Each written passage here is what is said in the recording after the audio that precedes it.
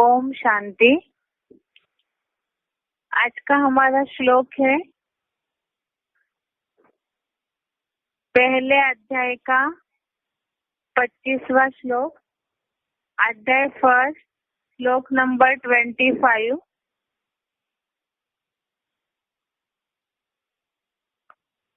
श्लोक है भीष्म द्रोण प्रमुखतः सर्वेषां च महीक्षिताम् उवाच पार्थ पश्येताम् संवेतान् कुरुनीति। एक बार दोबारा श्लोक पढ़ रहे हैं। भीष्म द्रोण प्रमुखतः सर्वेषां च महीक्षिताम् उवाच पार्थ पश्येतान् संवेतान् कुरुन् इति। इसका संधि विच्छेद देखते हैं एक बार। भीष्म द्रोण प्रमुखतः सर्वेषां च महीक्षिताम् उवाच पार्थ पश्य एतान् संवेतान् कुरुन् इति। इसका अर्थ समझते हैं अभी एक बार।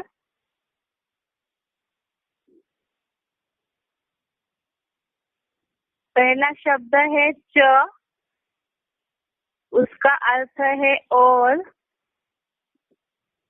भीष्म द्रोण प्रमुखतः माना भीष्म द्रोण जैसे मुख्य। भीष्म द्रोण प्रमुखतः माना भीष्म द्रोण जैसे मुख्य सर्वेषां अर्थात सब। आगे का शब्द है महीक्षिताम् अर्थात राजाओं के सामने। इति माना ऐसे। उवाच कहा पार्थ माना हे पृथ्वी के राजा पृथा पुत्र अर्जुन। पार्थ तो अर्जुन के लिए बोला जाता है, इसलिए यहाँ पार्थ लिखा हुआ है अर्जुन के लिए। आगे का शब्द है संवेतान् अर्थात एकत्र हुए। आगे का शब्द है एतान् माना इन। कुरुन् माना कौरवों को। पश्य माना देखो। एक बार दोबारा पढ़ रहे। च माना और। भीष्म द्रोण प्रमुखतः अर्थात भीष्म द्रोण जैसे मुख्य। सर्वेषां माना सब। महीक्षिताम् अर्थात राजाओं के सामने। आगे है इति माना ऐसे। आगे का शब्द है उवाच माना कहा। आगे है पार्थ अर्थात अर्जुन के लिए बोला है। संवेतान् माना एकत्र हुए। आगे का शब्द है एतान् माना इन। आगे का शब्द है कुरुन् अर्थात कौरवों को। पश्य माना देखो। तो ये वाक्य हो गया। और भीष्म द्रोण जैसे मुख्य मुख्य सब राजाओं के सामने ऐसे कहा, हे पृथ्वी के राजा पृथापुत्र अर्जुन, एकत्र हुए इन कौरवों को देखो। अभी इसका क्लैरिफिकेशन सहित अर्थ समझते हैं एक बार। और भीष्म द्रोण जैसे मुख्य मुख्य सब कौरव पक्ष के राजाओं के सामने, अर्थात भीष्म द्रोण ये कौरव सेना के मुखिया थे। भीष्म तो सेनापति थे। इस हिसाब से ये कौरव पक्ष के मुख्य राजाएं हैं।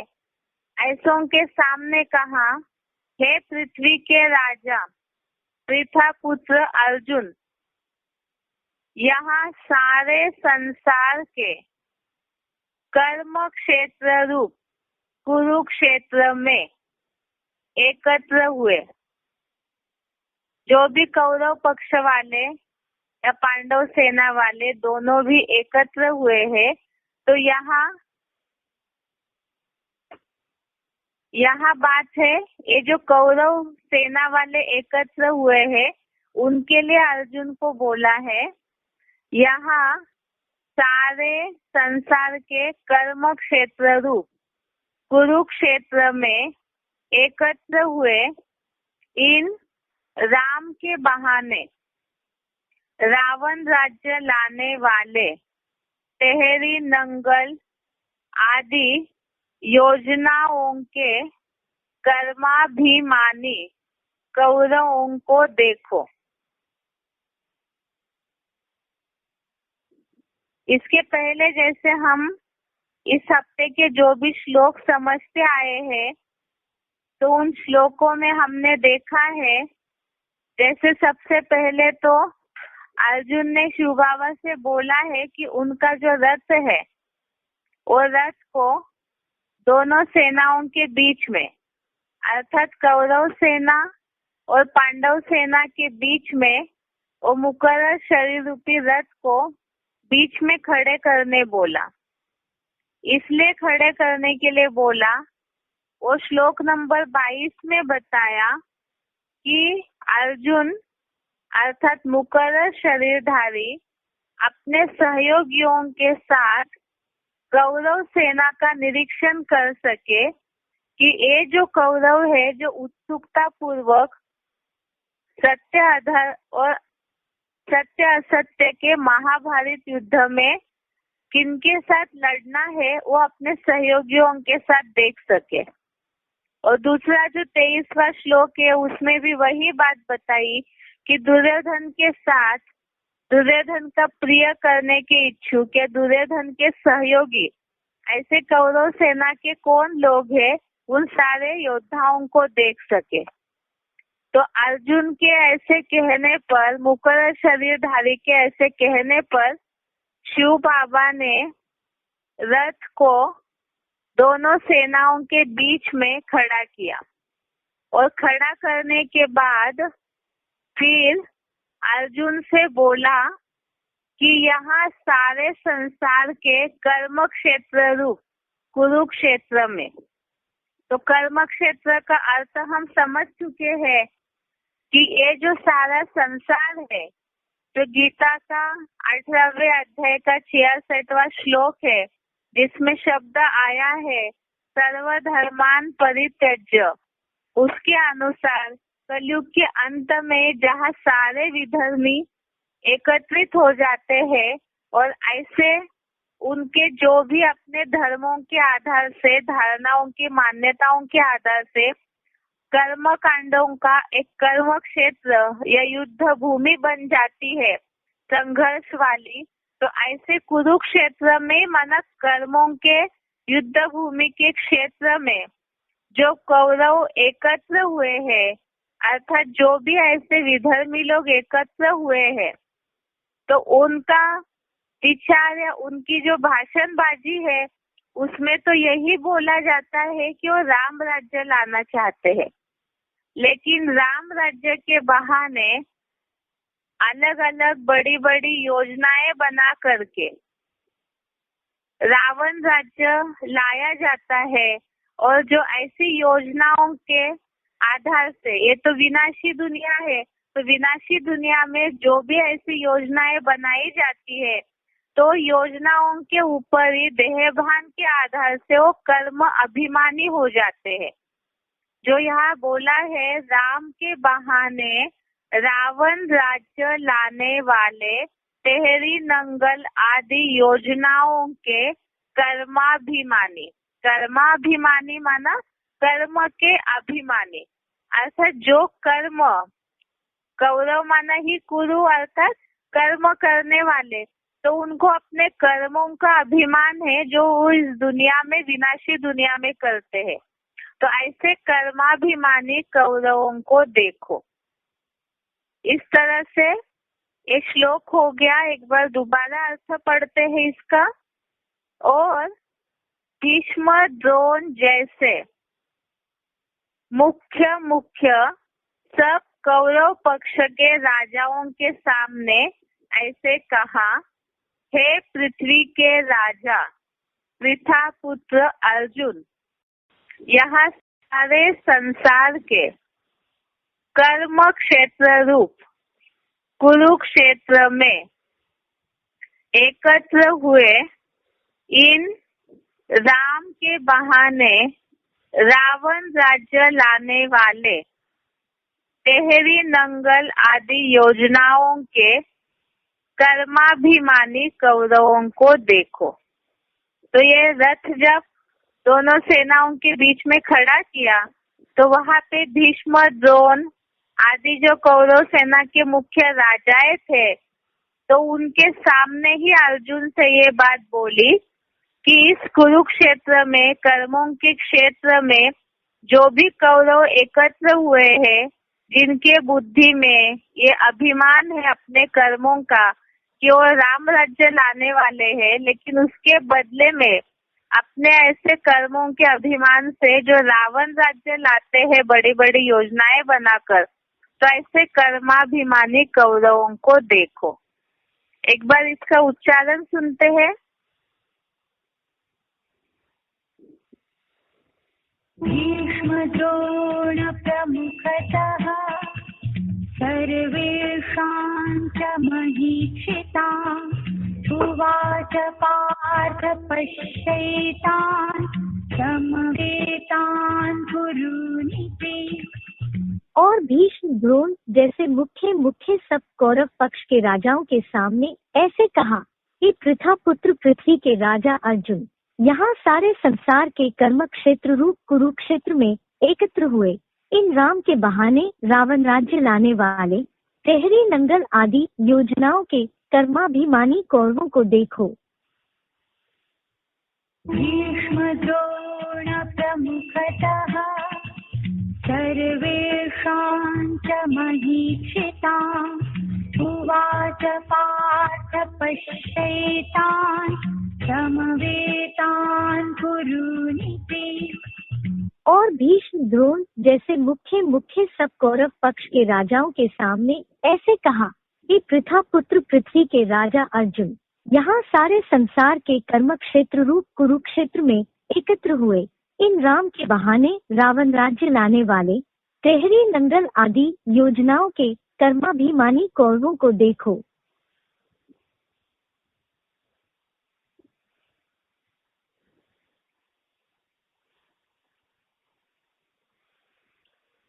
अभी बेसिक कोर्स का टॉपिक है, जो चल रहा था हमारा टॉपिक बुद्धि, उसमें भी हम कल ये समझ रहे थे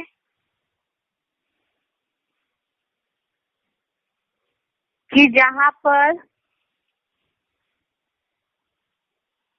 काम क्रोध के कारण या विकारों की आग के कारण बुद्धि का ज्ञान ढका रहता है। आज उसके आगे का थोड़ा सा समझते हैं, एक दो टॉपिक, उसके बाद फिर एक बार रिवीजन करेंगे। इसके लिए कल रविवार है तो श्लोक टेस्ट देना है और श्लोक टेस्ट के लिए कल के लिए श्लोक नंबर है पहले अध्याय का 21 से लेकर के 25 तक। संडे के लिए टेस्ट के लिए अध्याय फर्स्ट के 21 से लेकर के 25 तक के श्लोक है, जिसको आप सभी पढ़ करके रखिए। और उसके अलावा बुद्धि के टॉपिक में एक तो तीसरे अध्याय का 42वां श्लोक, अध्याय थर्ड श्लोक नंबर 42, उसके अलावा कठोपनिषद माना गीता का भगवान का जो पहला किताब है, उस किताब में जो कठोपनिषद का शरीर और रथ है, इंद्रिया घोड़े है, इससे रिलेटेड जो श्लोक आया है, तो श्लोक और उसका अर्थ, उसके अलावा 6वें अध्याय का 5वां श्लोक, अध्याय 6 श्लोक नंबर 5, उसके अलावा अध्याय 6 श्लोक नंबर 6, 6वें अध्याय का श्लोक नंबर 6, उसके अलावा तीसरे अध्याय का 36वां श्लोक, अध्याय थर्ड श्लोक नंबर 36, अध्याय थर्ड उसके आगे का श्लोक नंबर 37, तीसरे अध्याय का 36 और 37 नंबर का श्लोक, उसके अलावा तीसरे अध्याय का ही 38, 39 और 40, थर्ड अध्याय का ही 38, 39 और श्लोक नंबर 40। यहाँ तक कल जो संडे को टेस्ट होगी उसके लिए श्लोक पढ़ना है। एक बार दोबारा रिपीट कर रही हूँ ताकि जो नहीं नोट कर पाए होंगे एक बार चेक कीजिए फिर से। पहले अध्याय के 21 नंबर से 25 नंबर तक श्लोक, फर्स्ट अध्याय श्लोक नंबर 21 से श्लोक नंबर 25, दूसरा बुद्धि के टॉपिक में से गीता का तीसरे अध्याय का 42वां श्लोक, थर्ड अध्याय श्लोक नंबर 42, उसके अलावा कठोपनिषद का जो गीता के भगवान में भी चित्र दिखाया हुआ है, जो वर्णन आया है कि ये शरीर रथ है, इंद्रिया घोड़े है, शुरुआत के शब्द बताते हैं उसके, आत्मानम रथिम विद्धि शरीरम रथमेव। तो ये श्लोक और इसका अर्थ, इसके अलावा गीता का 6 अध्याय का 5वां श्लोक, अध्याय 6 श्लोक नंबर 5 और अध्याय 6 श्लोक नंबर 6, 6 अध्याय का ही श्लोक नंबर 6 भी, जिसमें आत्मा ही मित्र और शत्रु कैसे बनती है उसके बारे में समझाया है। उसके अलावा तीसरे अध्याय का 36 और 37 श्लोक 3rd अध्याय का श्लोक नंबर 36 और 37, जिसमें पाप का मूल देहभान है और किसकी प्रेरणा से ये आत्मा पाप करती है उसके बारे में बताया है। तो ये श्लोक नंबर 3रे अध्याय का 36 और 37। उसके अलावा ज्ञान के नाश का कारण क्या है, अर्थात बुद्धि के नाश का कारण क्या है, इस टॉपिक में आए हुए श्लोक है 3रे अध्याय का 38, 39, 40 नंबर श्लोक, अध्याय 3rd श्लोक नंबर 38, 39, 40। इस तरह से कल श्लोक टेस्ट में इतने श्लोकों को पढ़ना है और उसका अर्थ भी पढ़ना है ताकि उसके बारे में प्रश्नों का जवाब दे सके।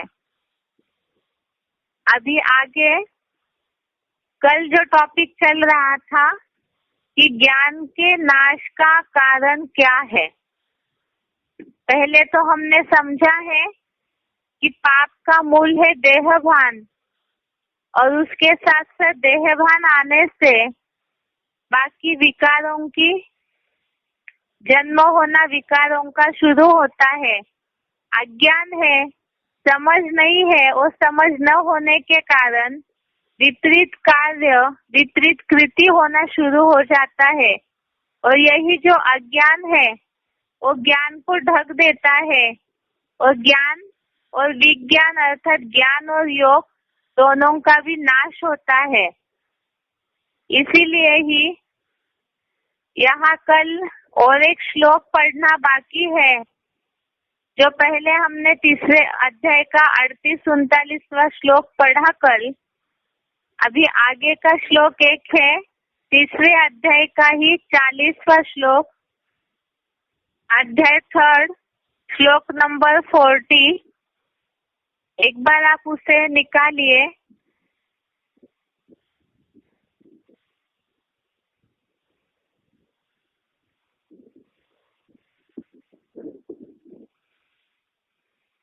ये श्लोक है, इंद्रियाणि मनोबुद्धि अस्य अधिष्ठानमुच्यते एतेह विमोह्यति एषः ज्ञानमावृत्यं देहिनम्। इंद्रियाणि मनोबुद्धि अस्य अधिष्ठानमुच्यते एतेह विमोह्यति एतेह ज्ञानमावृत्य देहिनम्। इसका अर्थ है जो यहाँ लिखा है, इंद्रियाणि मन बुद्धि रस्य, अर्थात इंद्रिया अव्यक्त मन बुद्धि इसका अधिष्ठानम उच्यते एषः एतेह आश्रय स्थान कही जाती है, यह इनके द्वारा ज्ञानम आवृत्य देहिनम विमोह्यति, अर्थात ज्ञान को ढककर देहधारी विशेष रूप से मूढ़ बनाता है। अभी इसका सही अर्थ समझते हैं क्लैरिफिकेशन सहित। जो लिखा है 10 इंद्रिया अव्यक्त मन बुद्धि, इस काम का द्वैतवादी द्वापर युग से ही देह समझने कारण आश्रय स्थान कही जाती है।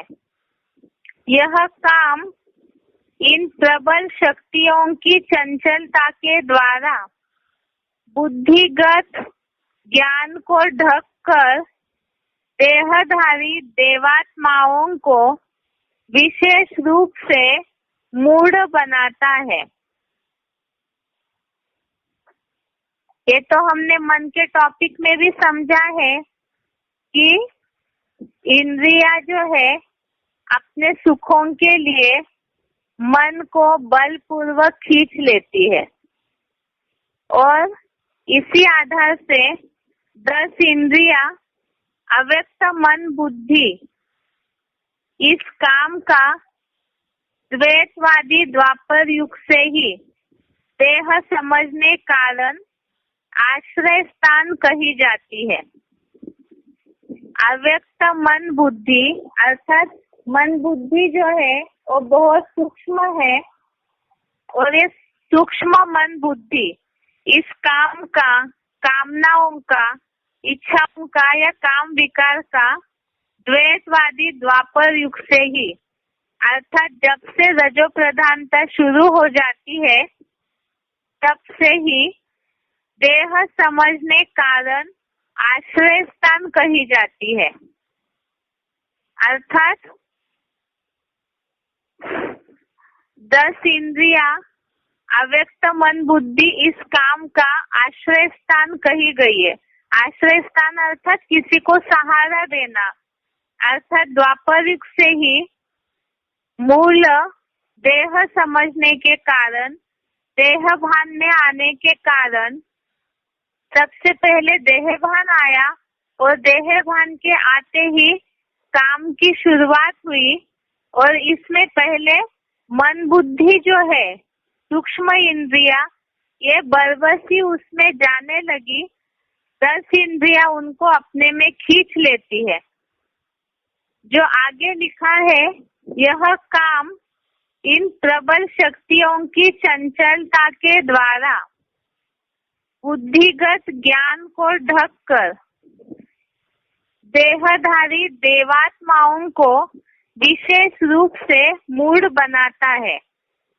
अर्थात द्वापर युग से पहले सतयुग त्रेता युग में तो देवताएं जिनमें देहभान नहीं था, आत्म ज्योति बिंदु में जिनकी बुद्धि स्थिर थी, और देवात्माएं जब द्वापर युग में मनुष्य बन जाते हैं, रजो प्रधानता शुरू हो जाती है, तो यह काम इन प्रबल शक्तियों की चंचलता के द्वारा अर्थात इंद्रियों में जो चंचलता आती है देहभान के कारण, तो वो मन को पहले खींच लेते हैं, जिसके कारण बुद्धि क्षीण होने के कारण, बुद्धि कमजोर होने के कारण बरबसी वो मन के अधीन हो जाती है, कमजोर हो जाती है, तो उससे बुद्धिगत ज्ञान अर्थात बुद्धि की जो समझ है वो ढक जाती है और ये देहधारी देवात्माओं को विशेष रूप से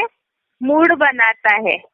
जो हमने इसके पहले भी श्लोक में मन के समझा है कि आसक्ति से कामना आती है, कामना से क्रोध, क्रोध से मूढ़ता आती है और मूढ़ता से बुद्धि का नाश हो जाता है। तो यही बात यहाँ भी अलग श्लोक में अलग शब्दों में बताई कि इस तरह से देहभान के और इंद्रियों की चंचलता के कारण बुद्धि का जो ज्ञान है वो ढक जाता है। जिसके लिए ये टॉपिक हम अभी तक समझ रहे थे कि ज्ञान के नाश का कारण क्या है। तो कल जैसे हमने समझा है, जैसे काले धुएं से अग्नि ढकी हुई रहती है, मन दर्पण रूप शीशा गंदे कर्म के मैल से ढका हुआ रहता है। माना जैसे शीशे के ऊपर धूल जमी हुई है तो उसमें कुछ भी साफ दिखाई नहीं देगा। इसी तरह से मन में जो संकल्प चलते हैं, उन संकल्प या विचारों के आधार से बुद्धि समझ सकती है कि वो किस ओर जा रही है, उसकी निर्णय शक्ति सही है या नहीं। लेकिन मन में इतनी ज्यादा चंचलता और गंदे संकल्प आते हैं गंदे कर्मों के कारण कि वो शीशा जो है वो ढक जाता है।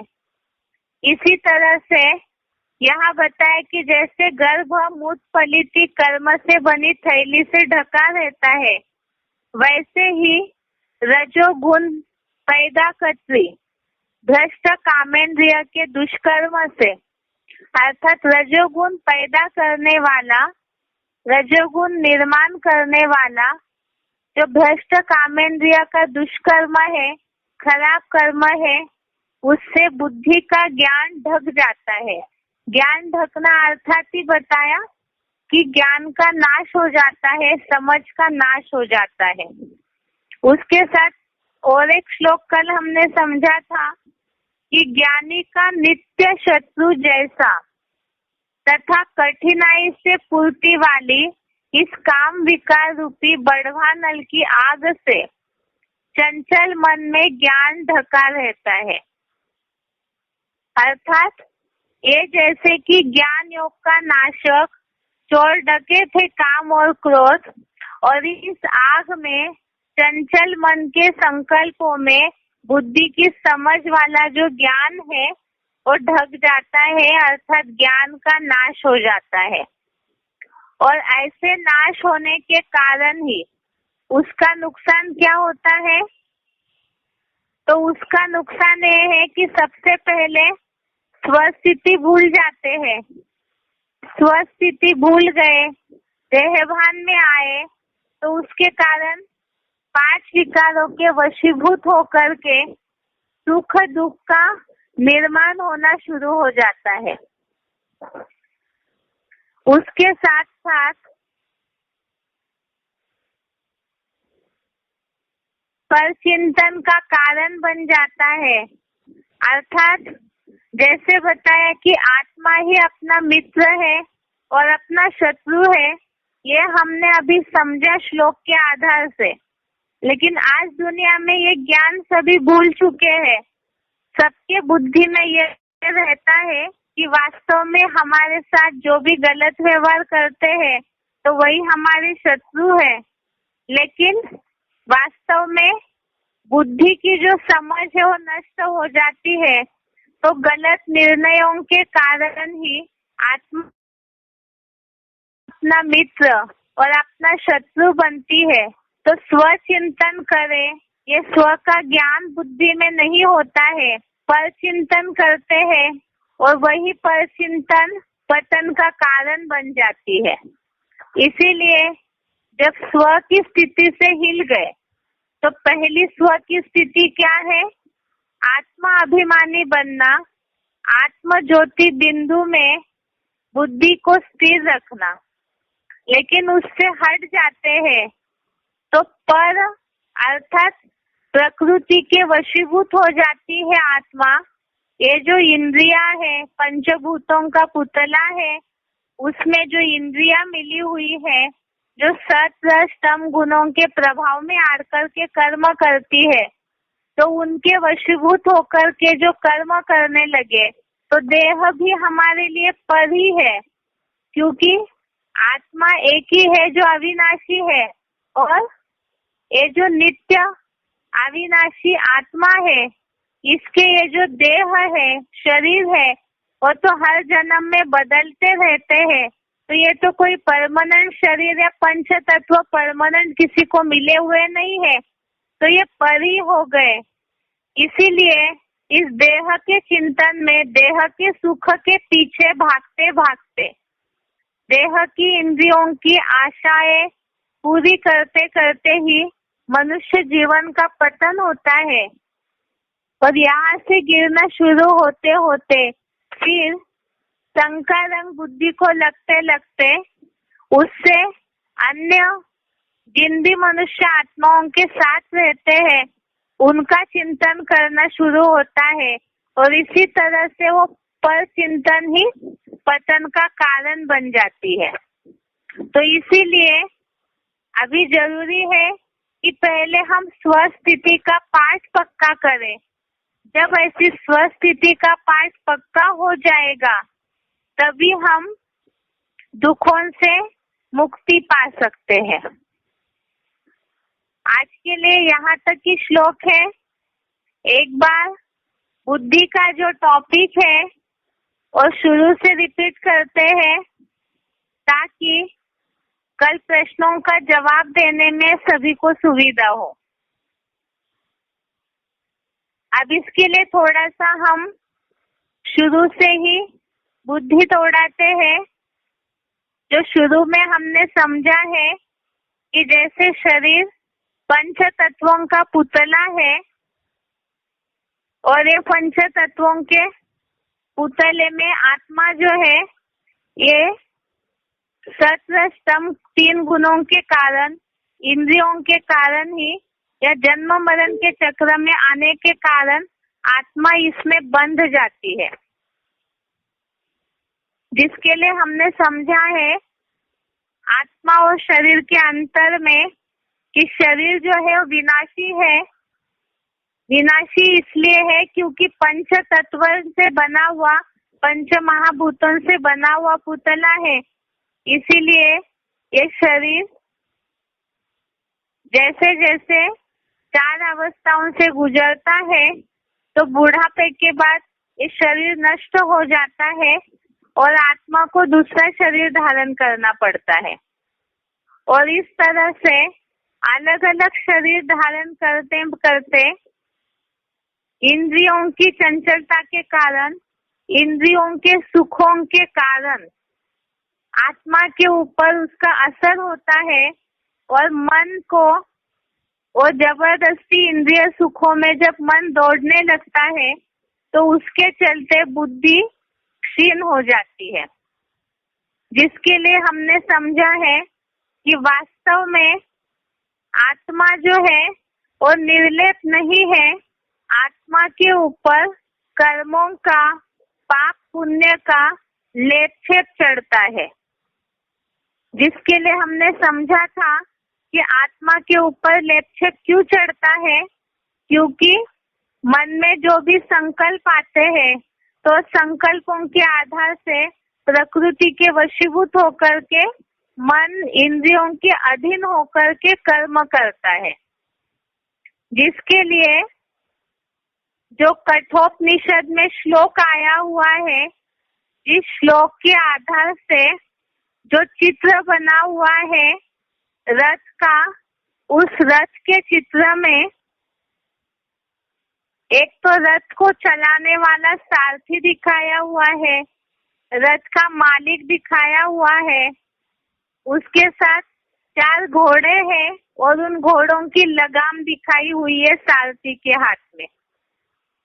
तो ये जो श्लोक है, ये जो वर्णन आया हुआ है कठोपनिषद में, वो वर्णन ऐसे है, आत्मानं रथिं विद्धि शरीरम रथमेव बुद्धिं तु सारथिं विद्धि मनः प्रग्रहमेव इंद्रियाणि हयान्याहु विषयांस्तेषु गोचरान् आत्मेन्द्रिय मनोयुक्तम भोक्ते त्याहुर मनीषिणः।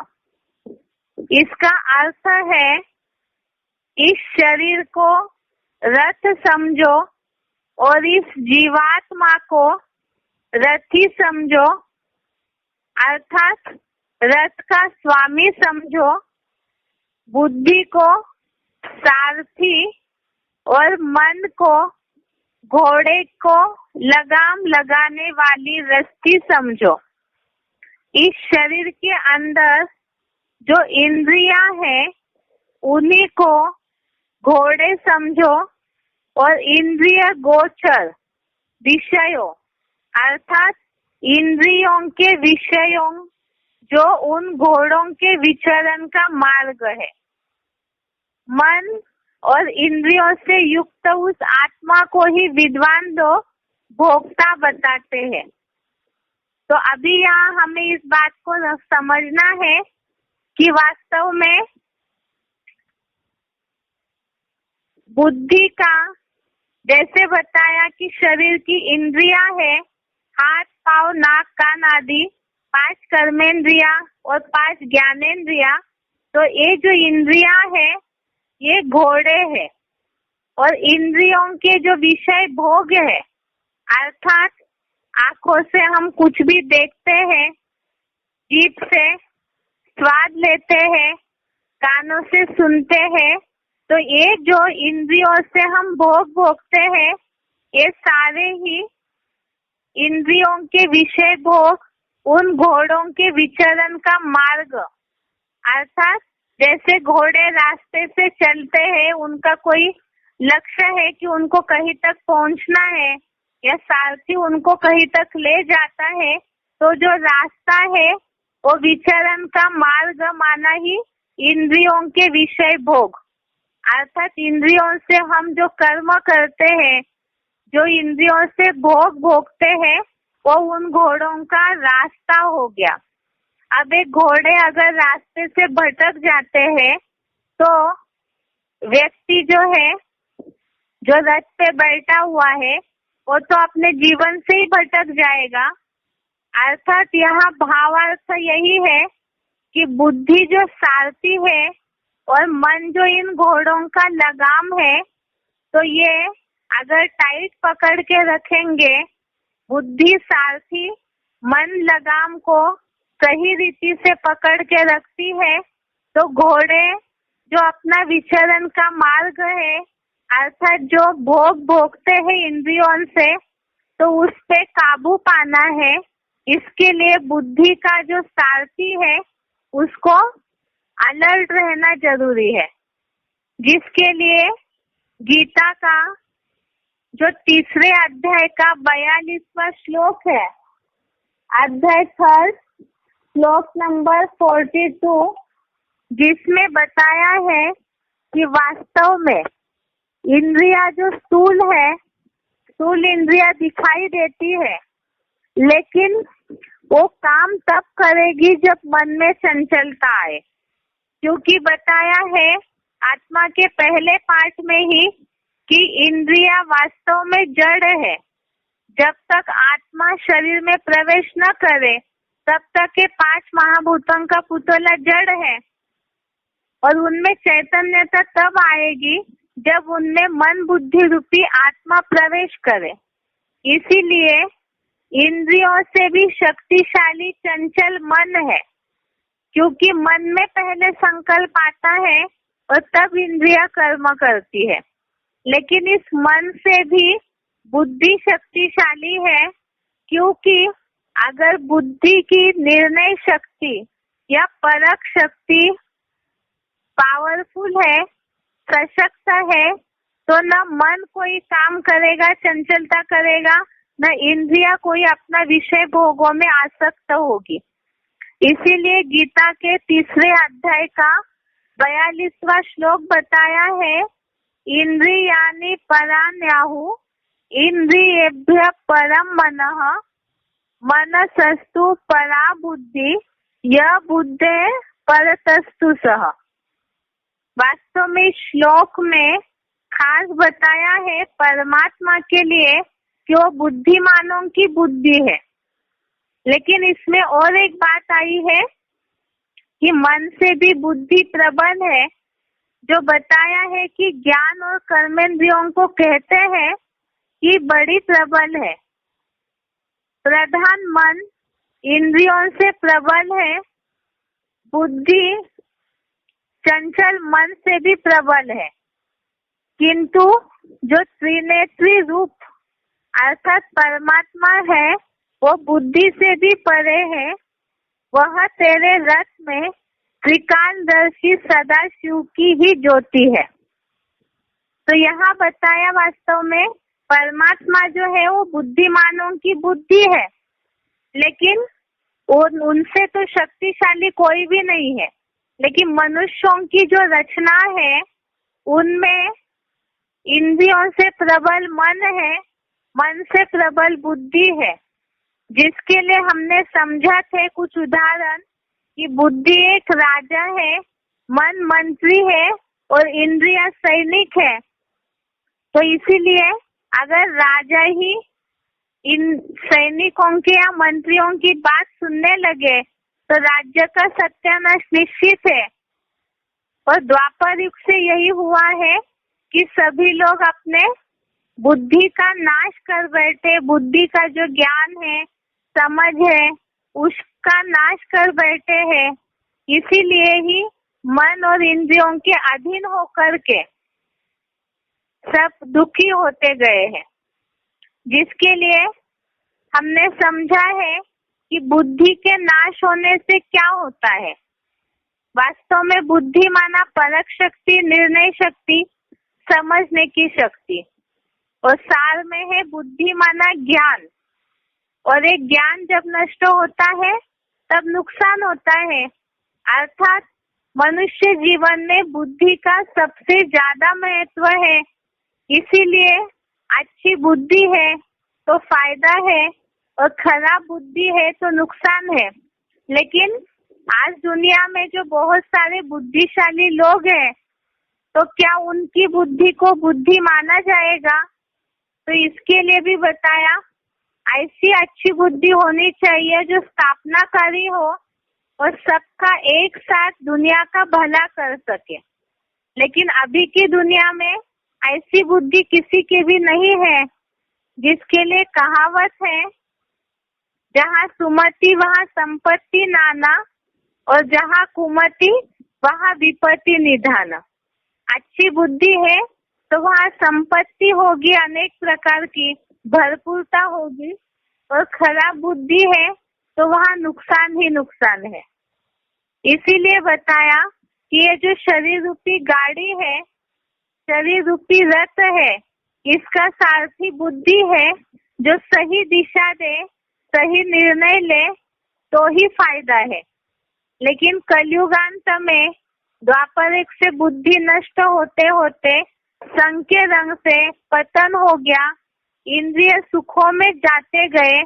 जो बताया कि मन चंचलता के कारण इंद्रियों के वशीभूत होते गया और बुद्धि को भी जबरियन हार लिया, तो बुद्धि का नाश हो गया। इसीलिए आत्मा ही अपना शत्रु भी बनती है और आत्मा ही अपना मित्र भी बनती है, जिसके लिए हमने श्लोक समझा था 6वें अध्याय का 5वां श्लोक, अध्याय 6 श्लोक नंबर 5, जिसमें समझा है, उद्धरेनात्म आत्मना उद्धरेत आत्मना आत्मानम न आत्मानम अवसादयेत आत्मा एव ही आत्मनो बंधु आत्मा एव रिपु आत्मनः।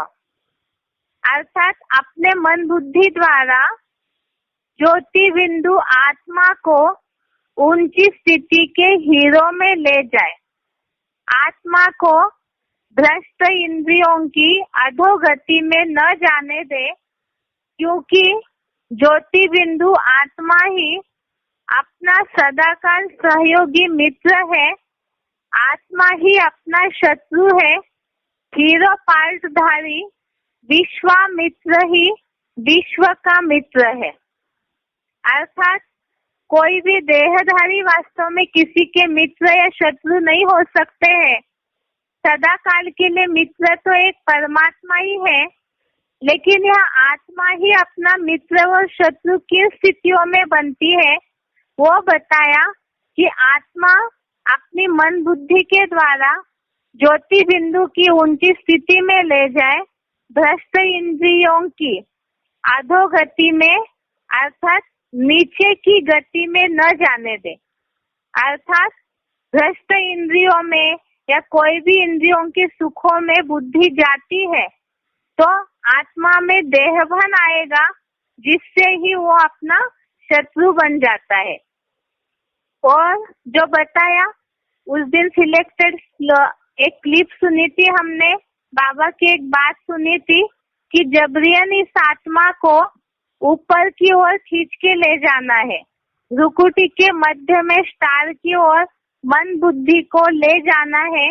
जब बार बार ऐसी प्रैक्टिस करेंगे, नियमित अभ्यास करेंगे तो स्थिर हो जाएगा और देहभान नहीं आएगा, जिसके लिए ही मुरली पॉइंट बताया है 21/3/67। मुरली डेट है 21 मार्च 67। इसमें बताया है जीवात्मा अपना ही मित्र है, अपना ही शत्रु है। उसके बाद ये शत्रु कब बनती है? अगर आत्मा अधोगति में न जाने दे, ज्योति बिंदु में ही स्थिर रखे, तो आत्मा अपना मित्र है।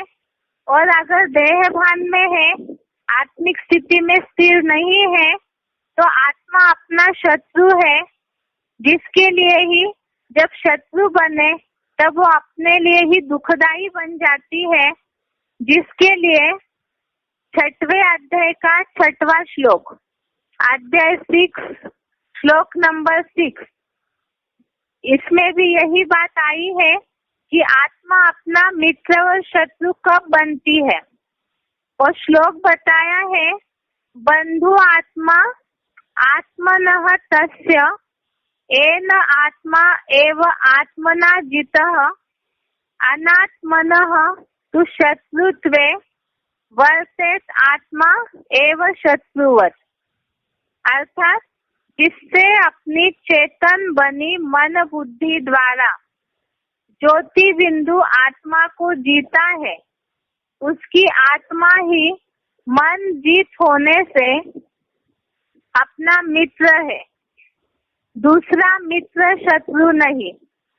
किंतु अनात्मस्थ देह भानी की चंचल मन वाली क्षीण बुद्धि आत्मा ही शत्रु की तरह शत्रुता करने में तत्पर रहती है। अर्थात जिनकी मन बुद्धि चेतन बनी मन बुद्धि, अर्थात जिसमें चेतनता है, जड़त्व माना देह भान में अगर है तो जड़त्व हो जाएगी। और जहाँ चेतन बनी ज्योति बिंदु को चेतन बनी मन बुद्धि द्वारा ज्योति बिंदु आत्मा को जीता है, अर्थात ज्योति बिंदु में मन बुद्धि अगर एकाग्र है तो वह आत्मा अपना मित्र है, क्योंकि ऐसी मन बुद्धि में चंचलता नहीं होगी, देह भान नहीं होगा। किंतु अनात्मस्थ देह भानी की, अर्थात जो आत्मिक स्थिति में स्थिर नहीं है, जिनकी देहवान वाली चंचल मन और जिस कारण बुद्धि क्षीण हुई है, ऐसी आत्मा ही शत्रुता करने में तत्पर अर्थात रेडी रहती है। अर्थात जैसे ही देहभान आता है वैसे तुरंत ही वो अपने लिए शत्रु बन करके कोई ना कोई गलत निर्णय लेकर के दुखदाई बन जाती है, जिसके लिए ये मित्र और शत्रु बनते हैं। इसके हम किस तरह से समझे, जैसे कि मन चंचल हुआ है तो उसके कारण बुद्धि क्षीण हुई, क्योंकि बुद्धि जो राजा है वो मन मंत्री के प्रभाव में चला गया। और जहाँ मंत्रियों में पूरी शिक्षा न हो तो उससे परिणाम गलत होंगे, निर्णय भी गलत होंगे, राज्य का नुकसान होगा। तो इसी तरह से जब बुद्धि गलत निर्णय करना शुरू की तो उसी के कारण अज्ञानता बढ़ गई और अज्ञानता के कारण ही पाप कर्म होते गए और मन बुद्धि पे पाप का लेप चढ़ते गया, अर्थात बुद्धि पे जंक लग गया, जिसके कारण परमात्मा को सुखदाता को सही रीति से समझ नहीं पाती है बुद्धि। और ये जो अज्ञान है वो अज्ञान इतना गहरा हो जाता है धीरे धीरे कि जिससे सही निर्णय करने का मौका नहीं मिलता है।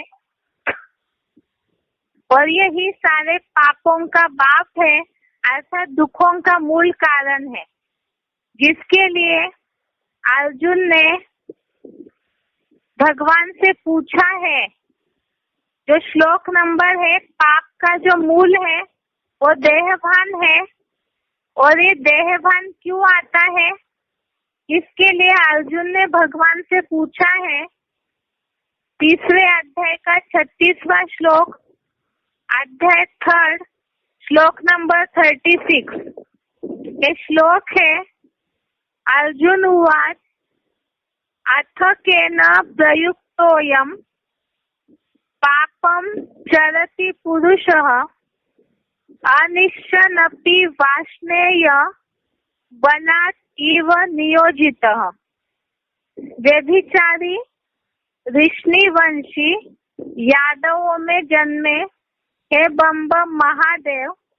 अर्थात अर्जुन ने शिव बाबा से ये बात बोली है कि इच्छा न होते भी पीछे से या चोरी से बलपूर्वक लगाए हुए की तरह यह पुरुष इस्लामी, बौद्धिक, क्रिश्चियन आदि विधर्मियों में से किसकी प्रेरणा से पाप करता है।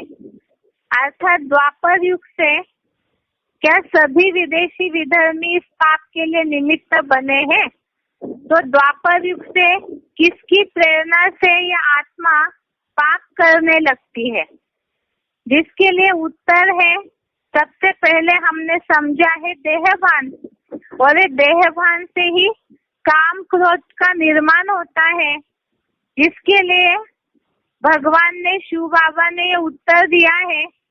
तीसरे अध्याय का 33वां श्लोक, अध्याय 3 श्लोक नंबर 37, जिसमें बताया है काम एष क्रोध एष रजोगुण समुद्भवः महाशनो महापापमा विद्धि एनम इह वैरिणम।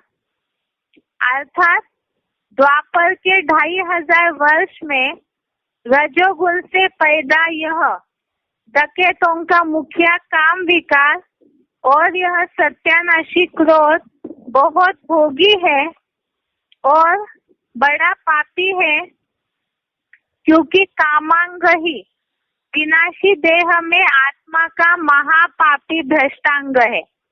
इस द्वैतवादी विधर्मियों विदेशियों के संसार में इसको वैरी समझ।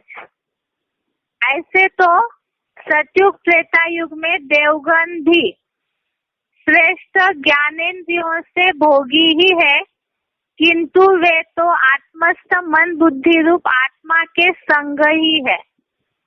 अर्थात सतयुग त्रेता युग में श्रेष्ठ इंद्रियों के भोगी तो है, लेकिन वो सदैव उनकी मन बुद्धि आत्मिक स्थिति में स्थिर रहती है और देह का अर्थात पर प्रकृति का संकरंग नहीं लेते हैं।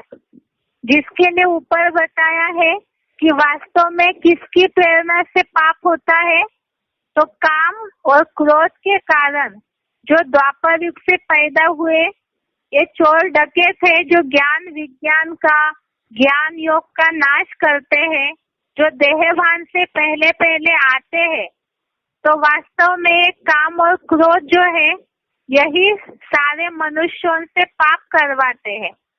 और द्वापर युगी द्वैतवादी युग से विदेशी विधर्मी जब से आने लगे, तब से ही देहभान बढ़ने लगा और इसी से ही आत्मा अपना शत्रु बन जाती है।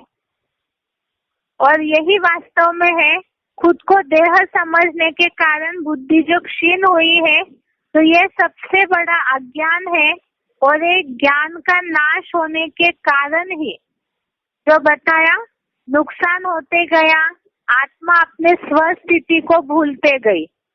जिसके लिए हमने ज्ञान के नाश के कारण समझे, अर्थात किस तरह से इन विकारों के कारण बुद्धि का ज्ञान ढका हुआ रहता है, उसे हमने समझा है तीसरे अध्याय के 38, 39 और 40 नंबर श्लोक में कि जैसे काले धुएं से अग्नि शीशा गंदे कर्म के मन रूपी शीशा गंदे कर्म के मेल से और गर्भ जैसे मूत पलिती कर्म से बनी थैली से ढका रहता है, इसी तरह से कामेंद्रिय के दुष्कर्म से बुद्धि देहभान में आने के कारण, देह तो मिट्टी है और इस मिट्टी की धूल के कारण बुद्धि का ज्ञान जो है और ढक जाता है, ज्ञान का नाश हो जाता है। जिसके लिए दूसरा श्लोक भी बताया कि ये जो काम विकार है और बहुत कठिनाई से पूर्ति वाली इस काम विकार की आग में चंचल मन में ज्ञान ढक जाता है। ऐसे ही बताया कि 10 इंद्रियों और अव्यक्त मन बुद्धि इस काम के देह समझने के कारण आश्रय स्थान कही जाती है।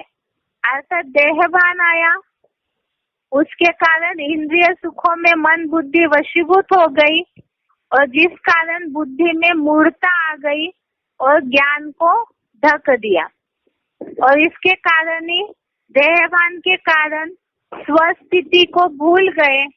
पर अर्थात देहभान मिट्टी के पुतले में इंद्रिय सुखों में बुद्धि जाते गई और ये पर चिंतन ही मनुष्य के पतन का कारण बन गया और वही खुद अपने लिए गलत निर्णयों के कारण, अज्ञानता के कारण, बेसमझी के कारण अपना शत्रु बन गया। तो इस तरह से बुद्धि का टॉपिक यहाँ तक।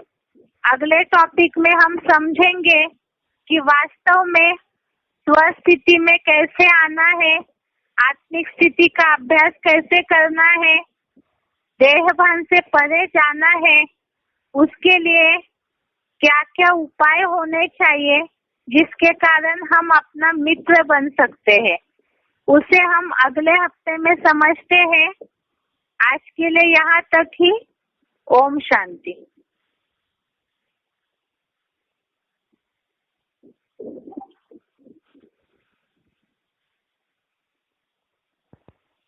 Goodbye.